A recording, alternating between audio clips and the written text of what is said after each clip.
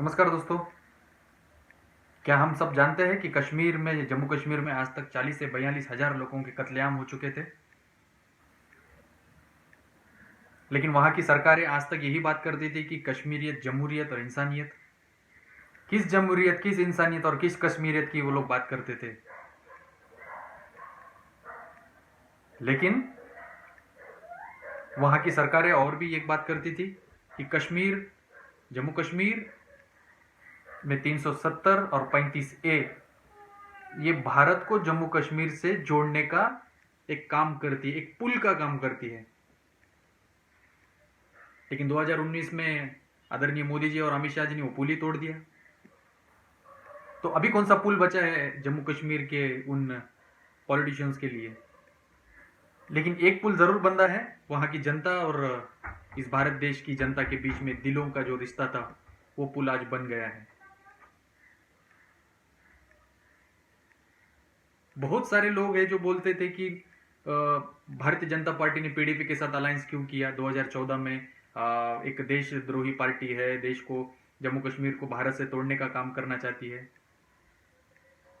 उसके ऊपर भी मैं आऊंगा कि भारतीय जनता पार्टी ने उसके साथ अलायंस क्यों किया था और उसका हेतु क्या था। अभी उसकी शुरुआत मैं आपको शुरुआत से बताता हूं कि भारतीय जनता पार्टी क्यों पीडीपी के साथ गई। तो हम सब जानते हैं कि देश में देश जब से भारत को स्वतंत्रता मिली थी तब से जम्मू कश्मीर में पीडीपी और फारूक अब्दुल्ला जी की पार्टी की का वर्चस्व था और कांग्रेस भी उनके साथ में वहां पे रूल कर रही थी। इन लोगों ने कभी भी भारत के हित में बात नहीं की, भारत और जम्मू कश्मीर को एक करने की बात नहीं की। ये लोग अलगाववाद को बढ़ावा देते थे, ये लोग सेपरेटिस्ट के साथ मिलकर काम करते थे। ये लोग वहां के जो डाउनटाउन बोला जाता है कश्मीर का, वहां पे जो श्रीनगर का डाउनटाउन है, वहां पे जो हमारे गरीब बच्चे हैं, जो मुस्लिम बच्चे हैं, जिन जिन जिन लोगों को पढ़ाई करना चाहिए, उन लोगों को 500 रुपए देके हमारे मिलिट्री के ऊपर, पैरामिलिट्री के ऊपर वो लोग पत्थर मारते थे, उनको वो मजबूर किया जाता था। लेकिन जब से आदरणीय मोदी जी इस भारत के यशस्वी पंतप्रधान भी है और जब से पंतप्रधान बने हैं, उन्होंने एक देश को एक करने का काम, जो सपना आदरणीय वल्लभ भाई पटेल जी ने देखा था और जो मोदी जी और अमित शाह जी है जो उनकी राह पर आज ये काम कर रहे हैं, हम सभी लोगों की तरफ से उनका शुक्रिया है। अभी बात करते हैं कि उसकी शुरुआत कहां से हुई, कि जम्मू कश्मीर में 370 और धारा 35 से हटने की शुरुआत। तो दोस्तों, 2014 में जब भारतीय जनता पार्टी की सत्ता आई तो जम्मू कश्मीर में भी भारतीय जनता पार्टी और पीडीपी के साथ अलायंस हुआ।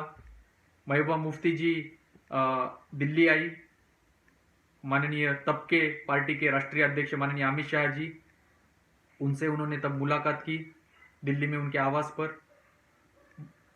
आजकल एक अच्छा सा एक फोटो घूमता है अमित शाह जी का सोशल मीडिया पे। उनके पीछे दो महापुरुषों की फोटो है और जब वो जहां मिलने गई वहीं पे उनकी मीटिंग हुई, वहीं पे सरकार बनाने का काम शुरू हुआ। लेकिन महबूबा मुफ्ती जी खुद को जो दिग्गज और चतुर पॉलिटिशियन समझती थी, वो भी उन दो महापुरुषों को पहचान नहीं पाई और उन महापुरुषों के मार्गदर्शन में उनको फॉलो करते हुए जो आदमी काम कर रहा है उनको भी वो समझ नहीं पाई। तो सबसे ज्यादा इनके लिए हास्यास्पद बात है कि अपने आप को एक बड़ा पॉलिटिशियन वो मानती थी। लेकिन भगवान ने भी चाहा था कि जम्मू कश्मीर भारत का अभिन्न अंग हो, इसलिए भगवान ने भारतीय जनता पार्टी को वहां के लोगों ने वोट किया और जम्मू कश्मीर के लोगों और पीडीपी को मजबूर किया कि आप भारतीय जनता पार्टी के साथ अलायंस करें और वहां पे सरकार चलाएं। अभी मैं बात करता हूं कि जब महबूबा मुफ्ती जी वहां मिलने गई तो अमित शाह जी जहां बैठते, उनके ये हाथ पे चाणक्य जी का फोटो था और ये हाथ पे सावरकर जी का फोटो है। तो उनको ये बात समझनी चाहिए, जो आदमी इन महापुरुषों को अपना अपना मार्गदर्शक मान के काम कर रहे हैं और यशस्वी रीत्या भारत के एकजुट के लिए ये लोग काम कर रहे हैं, तो ये चीज आपको समझ में नहीं आई और यहीं आप फंस गई महबूबा मुफ्ती जी।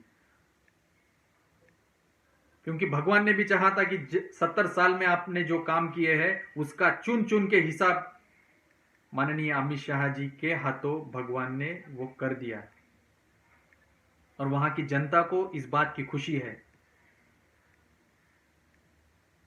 बहुत सारे लोग पूछते हैं कि पीडीपी के साथ अलायंस क्यों किया, ऐसा पार्टी है वैसी पार्टी है, लेकिन आज मैं बताता हूं कि अलायंस करने का भारतीय जनता पार्टी का एक हेतु क्या था। भारतीय जनता पार्टी का एक सिंपल हेतु वहां पे जो था, भारत और जम्मू कश्मीर को भारत का एक अभिन्न अंग बनाना। और वो कब बन सकता था, जब वहां की जो गुप्त डॉक्यूमेंट्स है वो आज तक 70 सालों तक कभी केंद्र के लोगों को उसका स्टडी करने नहीं मिला। वो क्या डॉक्यूमेंट है, उसका भौगोलिक परिस्थिति क्या है, कैसे वहां पे आज तक काम करते आ रहे थे, ये आज तक सरकार के सिवा वहां की किसी को पता नहीं था। तो ये जानने के लिए भारतीय जनता पार्टी ने पीडीपी के साथ अलायंस किया और वो अलायंस जब पढ़ाई पूरी हो चुकी थी तो 2014 में ही उसका अध्याय लिखा गया था कि हमको अभी 370 और 35 से हटाना है। तो जो ना पढ़े लोग हैं, जो जान के भी नहीं जानना चाहते कि भाजपा क्यों गया उनके साथ में, उनके लिए ये मेरा जवाब था।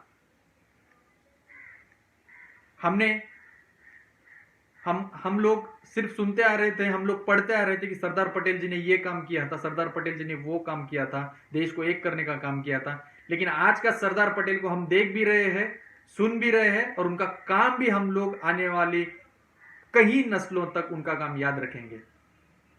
और आज के सरदार पटेल माननीय अमित शाह जी है। लेकिन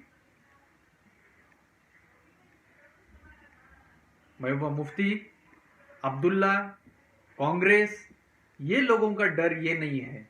ये लोगों का डर इसलिए है कि अभी जो जम्मू कश्मीर है वो यूनियन टेरिटरी घोषित हुआ है और वो जो यूनियन टेरिटरी है वो गृह मंत्रालय के अंडर अभी आ चुकी है। और आप सबको तो पता है गृह मंत्रालय कौन चला रहा है, माननीय अमित शाह जी।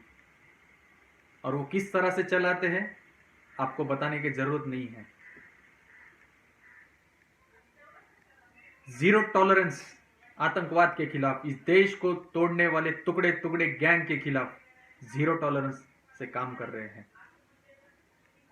अगर आप लोग उनको डराना चाहते हैं तो वो आप ये बात भूल जाइए, क्योंकि जब सरकार नहीं थी, ये गुजरात में इनके ऊपर इतने सारे आप लोगों ने केसेस, गलत केसेस दिए, इनके ऊपर आपने एलिगेशंस किए, इतने सारे आरोपों में इनको आपने तड़ीपारी भी करने का आपने ये नोटिस दिया था। ये तब के आप लोहा बन गए हैं। तो ये डरने वाले नहीं हैं। लोगों को ये चिंता नहीं थी कि 2019 में सबको तो पता था कि मोदी जी पंतप्रधान ही बनेंगे, लेकिन लोगों को यह जानना जरूरी था, आनंद था लोगों को कि गृह मंत्रालय किसके पास आएगा। तो गृह मंत्रालय माननीय अमित शाह जी के पास है। और जो लोग उनको जानते हैं, उनका काम आज से कई सालों तक वो देखते आ रहे हैं कि वो कम बात करते हैं और ज्यादा काम करते हैं, और काम भी ऐसा करते कि आने वाली कई नस्लें ये काम याद रखे।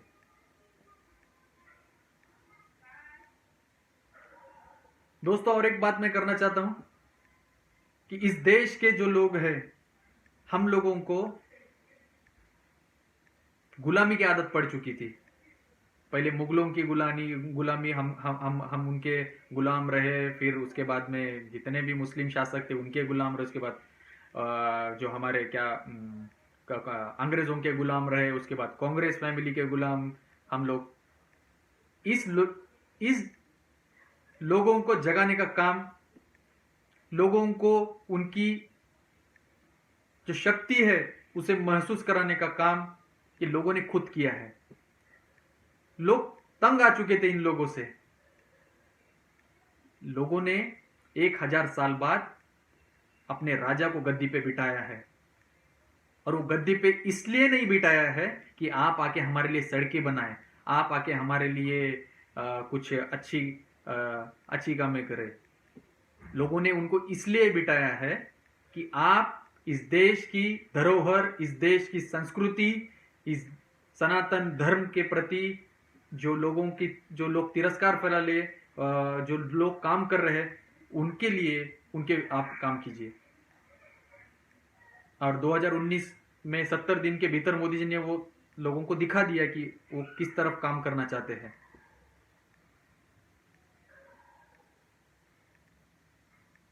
राष्ट्रवाद क्या होता है ये महबूबा मुफ्ती को कभी जिंदगी में समझ में नहीं आया, अब्दुल्ला को समझ में नहीं आया। जो भारतीय जनता पार्टी का नारा था, जहां शहीद हुए मुखर्जी, वो कश्मीर हमारा है, वो कश्मीर आज हमारा असलियत में बन गया है।